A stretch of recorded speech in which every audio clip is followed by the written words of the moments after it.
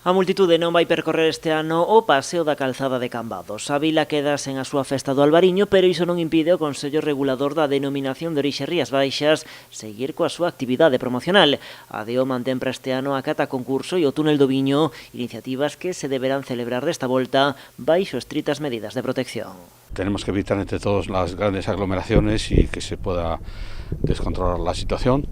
Lo que sí vamos a hacer es continuar con las actividades de promoción. Desde el Consejo Regulador vamos a tratar por todos los medios de organizar las actividades que veníamos haciendo los años anteriores, sin poner en riesgo la salud de nadie, ni de nuestra gente, ni de los turistas. Dende a DEO agardan que a COVID-19 non impida levar a cabo estas actividades promocionais. Unha delas, a cata concurso dos albariños de Rías Baixas, non será aberto ao público. Ya tenemos prevista la organización, están conformados los paneles de cata, como siempre un 50% del panel serán catadores de nuestro Consejo Regulador y el otro 50% serán invitados de distintas zonas de España.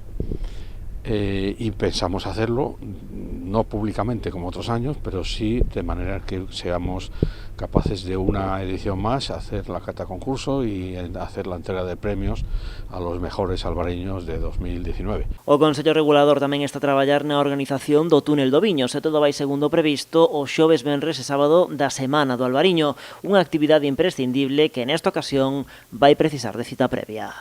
Por supuesto garantizaremos todas las medidas de seguridad, no solamente legales, sino que nos indique la prudencia.